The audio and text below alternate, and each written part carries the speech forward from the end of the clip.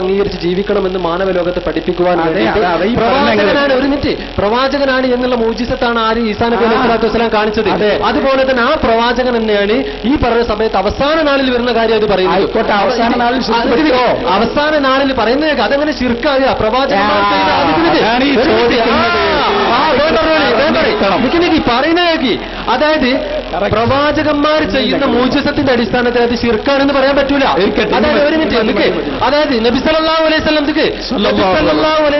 തങ്ങള് ചന്ദ്രൻ രണ്ട് പിളർപ്പാക്കിയത് ശിർക്കാണോ? അല്ല. കടല രണ്ട് പിളർപ്പാക്കിയത് അത് അറിയോ? അതുകൊണ്ട് തന്നെ എനിക്ക് പറയുന്നേ കേൾക്ക് പോയാരെ അങ്ങനെ പറഞ്ഞിട്ട് അങ്ങനെ റസൂലുള്ളാഹിനെ വിളിച്ച് തേടാൻ പഠിപ്പിക്കല്ലേ. ഒരു മിനിറ്റ് പറയട്ടെ. എനിക്ക് വികാരം കൊല്ലല്ലേ, സത്യം മനസ്സിലാകുമ്പോ വികാരം കൊള്ളും. എവിടെ ചെന്നാലും മുജാഹിദിൽ അടിച്ച് നിങ്ങൾ വായിപ്പിക്കും. അത് ശരിയാ. അപ്പൊ അവിടെ ചെല്ലേ. അപ്പോ പ്രവാചകന്മാരെ സംബന്ധിച്ചിടത്തോളം എല്ലാം അവര് അല്ലാഹു സുബ്ഹാനഹു വതആലയുടെ ദൃഷ്ടാന്തങ്ങൾ മൂജിസത്തിന്റെ അടിസ്ഥാനത്തിൽ കാണിച്ചിട്ടുണ്ട്. അത് ശിർക്കല്ല. അതുപോലെ തന്നെ ഈസാ നബി അലൈഹി സ്വലാത്തു വസ്സലാം നബി സല്ലല്ലാഹു അലൈഹി വസല്ലം അടുത്ത് ചെന്നിട്ട് ചോദിക്കുന്നത് ശിർക്കല്ല. അത് അഭൗതികമായ അവസ്ഥയിൽ അല്ലാഹു സുബ്ഹാനഹു വതആലയുടെ പ്രത്യേകമായ അനുമതി പ്രകാരം അല്ലാഹു സുബ്ഹാനഹു വതആല നടപ്പിലാക്കുന്ന തീരുമാനങ്ങളാണ്. അതന്നെ ചന്ദ്രൻ രണ്ട് പിളർപ്പാക്കിയത് അല്ലേ? അതുകൊണ്ട് സാധാരണക്കാരനായ നമ്മളോട് നമ്മളെ സംബന്ധിച്ചിടത്തോളം നബി സല്ലല്ലാഹു അലൈഹി വസല്ലമയുടെ ശേഷം വന്ന സഹാബികളോ താബികളോ തബൗ താബികളോ ആരെങ്കിലും അല്ലാഹുവിന്റെ റസൂലുള്ളാഹിനെ വിളിച്ച് പ്രാർത്ഥിച്ചതായിട്ട് തെളിവുണ്ടോ? ഇനി അതന്നെ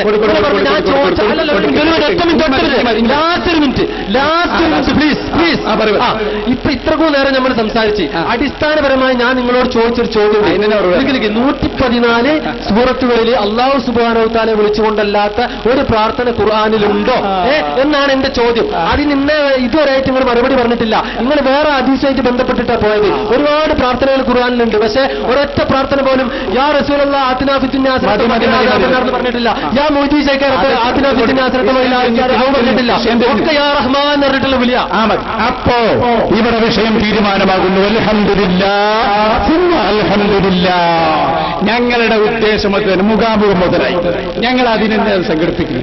എന്താ സംഭവം എന്നറിയോ? ഇവരെന്താ ചോദിച്ചത്? ഇപ്പൊ ചോദ്യം മാറ്റി നിങ്ങൾ കണ്ടോ? എന്താ ചോദ്യം മാറ്റി? നന്നായി ശ്രദ്ധിച്ചോ. ഏതെങ്കിലും ഒരു സാധാരണക്കാരൻ മരിച്ച നബിയോട് ചോദിച്ചിട്ടുണ്ടോ? ചോദ്യം ഇപ്പൊ മാറ്റിയിരിക്കുന്നു. ഏതെങ്കിലും ഒരു സാധാരണക്കാരൻ ചോദിച്ചിട്ടുണ്ടോ? സാധാരണക്കാരൻ ചോദിച്ച പറഞ്ഞവരെന്താ പറയാറ്? ഓ, അത് സാധാരണക്കാരനല്ലേ, അതെങ്ങനെ തെളിവാകും? അത് ഞങ്ങളോട് പറയണ്ട, ഞങ്ങൾ ഈ നബിമാരുണ്ടെങ്കിൽ പറയും. അവൻ നബിമാരെന്ന് പറഞ്ഞു നമ്മൾ ഈസാ നബി വരുന്നു, റൗളന്റെ സമീപത്ത് വിളിക്കുന്നു. ഓ, അത് നബിയല്ലേ, അത് പറയാൻ പാടില്ല, അത് നബിയുടെ പ്രത്യേകതയല്ലേ, അത് പറയില്ല. സുഹൃത്തെ, ഇവിടെ 3 കാര്യം ഞങ്ങൾ അടിവരയിടുന്നു. നിങ്ങൾ സമ്മതിച്ച സ്ഥിതിക്ക് മഹാനായ നബി മുഹമ്മദ് റസൂലുള്ളാഹി സ്വല്ലല്ലാഹു അലൈഹി വസല്ലം തങ്ങളുടെ ഹദീസ് ഈ ജനങ്ങൾ മൊത്തം പഠിച്ചു. അതെന്താണെന്നറിയോ? നിങ്ങൾ ഇവിടെ പറഞ്ഞ കാര്യം, ഒന്ന്, ഖുർആനിലെ ഏതെങ്കിലും ഒരു പ്രാർത്ഥന അല്ലാഹു അല്ലാത്തവരോടുണ്ടോ? ഞങ്ങൾ പറഞ്ഞു ഉണ്ടാവില്ല. കാരണം എന്താ? പ്രാർത്ഥന അള്ളാഹിനോട് എന്ന് ഞങ്ങൾ പറയുന്നു, യാതൊരു തർക്കവുമില്ല. പക്ഷേ അള്ളാഹു ഞങ്ങൾക്ക് സഹായിയായി വെച്ച അമ്പിയാക്കൾ, ഔലിയാക്കൾ, അവരോട് ഞങ്ങൾ സഹായം തേടുന്നു. അത് മരണത്തിന്റെ ശേഷവും തേടുന്നു. കാര്യകാരണ ബന്ധങ്ങൾക്ക് അപ്പുറം തന്നെ ചോദിക്കുന്നു. അവിടെയാണ് നിങ്ങളുടെ ചോദ്യം. ഏതെങ്കിലും ഒരു നബി മരിച്ചുപോയ നബിയോട് സഹായം തേടിയിട്ടുണ്ടോ? ഞങ്ങളെ കൃത്യമായ ഉത്തരം ബഹുമാനപ്പെട്ട നബിയുനാ റൂഹുല്ലാഹി ഈസാ നബി അലൈഹിസ്സലാം അതാ റസൂലുള്ളാഹിന്റെ ജാറത്തിന്റെ സമീപത്ത് വന്ന് തേടുന്നു. തേടിയാൽ ആ തേട്ടം ശിർക്കല്ല എന്ന് നിങ്ങൾ സമ്മതിച്ചല്ലോ. അൽഹംദുലില്ലാഹ്, അൽഹംദുലില്ലാഹ്. ഞങ്ങൾ പറയുന്നു, ശിർക്കല്ല എങ്കിൽ ഞങ്ങൾ ഈസാ നബിയെ പിന്തുടരുന്നു. കാരണം ആ ഹദീസിന്റെ ആദ്യത്തെ വാചകം തന്നെ ലയൻസിലന്ന ഈസാ ഇബ്നു മറിയം, ഈസാ നബി ഇറങ്ങി വരും ഇമാമൻ മുഖ്സിതാ, ഇമാമായിട്ട് ഇറങ്ങി വരുമെന്നാണ്. ഇമാം എന്ന് പറഞ്ഞാൽ പുലരപ്പെടുന്ന ആളെന്നാണ്. അപ്പൊ ഈസാ നബി ജാറത്തിന്റെ സമീപത്ത് വന്നിട്ട് അതാ ഈ തേട്ടം തോറുമ്പോ ഞങ്ങൾ അതിന്റെ മുന്നിൽ ഈസാ നബിയെ അനുകൂലിച്ചുകൊണ്ട് ഞങ്ങളും തോടുന്നു കേട്ടോ. കൂടി ഞാൻ അടിവരയിടുന്നു. അതേ മഹാനായ റൂഹുല്ലാഹി ഈസാ നബി എന്തിനാണ് ഒറ്റമിച്ചു എന്തിനാ ഇറങ്ങി വരുന്നത്? എന്തിനാ? ദജ്ജാലിനെ കൊല്ലാൻ, വലിയ ദജ്ജാലിനെ മാത്രമല്ല ചെറിയ ദജ്ജാലുകളെയും സയകൂനു ഫീ ആഖിരി സമാനി ദജ്ജാലൂന കദ്ദാബൂൻ സഫിയുനാ മുഹമ്മദ് റസൂലുള്ളാഹി. സാധാരണക്കാരായ വിജയവർത്തെ കുറിച്ചല്ല തെറ്റിദ്ധരിക്കണ്ട, തെറ്റിയുണ്ടാക്കുന്നവരെ കുറിച്ചാണ്. അവസാന കാലത്ത് വരും ദജ്ജാലൂന കദ്ദാബൂൻ, അതേ വഞ്ചകന്മാർ, കളവ് പറയുന്നവർ വരുമെന്ന് മുഹമ്മദ് റസൂലുള്ളാഹി. അപ്പൊ ഈസാ നബി ഇങ്ങനെ വരിക, വന്നിട്ട് വലിയ ദജ്ജാലാണ് കൊന്ന്. പക്ഷെ പിന്നെയുണ്ട് കുറച്ച് ദജ്ജാലിനെ പോലെ പ്രവർത്തിക്കുന്ന ആളുകൾ. അവരെ പ്രധാനപ്പെട്ട വാദം ഈസാ നബി ഇങ്ങനെ നോക്കി. അപ്പൊ നോക്കുമ്പോ എന്താ, അത് മരിച്ചവരോട് വിളിക്കാൻ പാടില്ല, കാര്യകാരണ ബന്ധങ്ങൾക്കപ്പുറത്തുള്ളത് തേടാൻ പാടില്ല. ഈസാ നബി പറയുന്നു അത് തെളിയിക്കണം. അത് തെളിയിക്കാതെ രക്ഷയില്ല, സുന്നത്തുമായിട്ട് തെളിയിക്കണ്ടേ.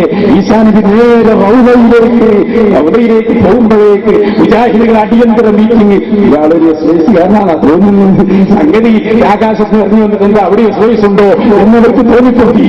അങ്ങനെയതാ മഹാനായ ഈസാ നബി റൗദന്റെ സമീപത്ത് വന്ന് നിന്നു. എന്നിട്ട് ഉറക്കെ വിളിച്ചു, ഉറക്കെ തൗഹീദിന്റെ പഠനായ സമൂഹത്തിന് നേതൃത്വം നൽകുന്ന മഹാനായ ഈസാ സ്ഥാനത്തിന്റെ ഒരൊറ്റ വിളി, ഓ എന്നെ ഒന്ന് സഹായിക്കണേ എന്നെങ്ങ് വിളിക്കുമ്പോ ആ വിളിക്ക് ഞാൻ ഉത്തരം ചെയ്യുമെന്ന് മഹാനായ നബി മുഹമ്മദ് റസൂലുള്ളാഹി. ഹദീസ് വൈകിട്ട് പറഞ്ഞിട്ടില്ല കേട്ടോ, പറഞ്ഞിട്ടില്ല. ആ ഹദീസ് സമ്മതിച്ചു. അതിന്റെ ഇല്ലത്തിന്റെ അന്ന് പോയിരുന്നു, കണ്ടിട്ടില്ല. ആ ഇല്ല, അത് ഞങ്ങൾ തീർത്തു കൊടുത്തതാണ്. അല്ല ഇല്ലത്തിന്റെ എന്ന് പറഞ്ഞാൽ നിങ്ങൾക്ക് പറയാൻ കഴിയും, നിങ്ങൾ പറഞ്ഞോളി, നമ്മൾ ഇല്ലത്ത് തീർത്തരും. ആഹാ അവിടല്ലേ ഇല്ലത്തിൽ ഹരസംബിയർസൻ ആ 185 ആ ആലുവ സംവാദത്തിൽ വെച്ച് ഈ ഹദീസിന് കുഴപ്പമുണ്ടെന്ന് പറഞ്ഞപ്പോ ഞങ്ങൾ അവിടെ വെച്ച് അൽബാനിയുടെ ഗ്രന്ഥം ഞങ്ങൾ പറഞ്ഞതാ. അൽബാനി ആരാ? മുജാഹിദ് പ്രസ്ഥാനത്തിന്റെ നേതാവ്. അയാളെ കിതാബിന്റെ എടുത്തിട്ട് നമ്മൾ പറഞ്ഞു ഈ ഹദീസ് ആലുവയിൽ പറഞ്ഞതാ.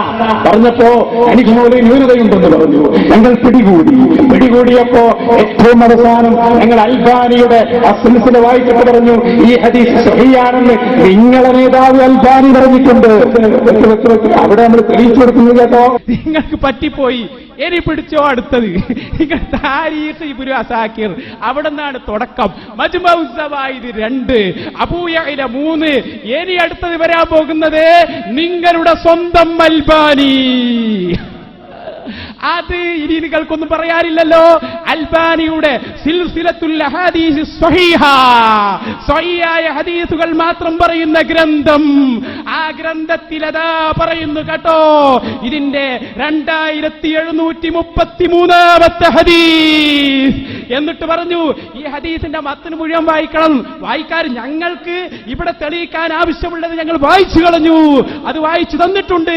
രേഖ എന്താണ്? ഞങ്ങളുടെ ഭാഗം നിങ്ങളെ നിർവചനം പൊളിക്കലാണ്. നിങ്ങൾ പറഞ്ഞല്ലോ ആ മനുഷ്യ കഴിവിന്റെ അപ്പുറത്തുള്ളത് ചോദിച്ചാൽ എന്തായി പോകും, അത് ശിർക്കാണ്, പ്രാർത്ഥനയാണ്. അത് പൊളിഞ്ഞു. കാരണം ഹബീബായ മുഹമ്മദുർ റസൂലുള്ളാഹി നബി തങ്ങൾ പറയുകയാണ്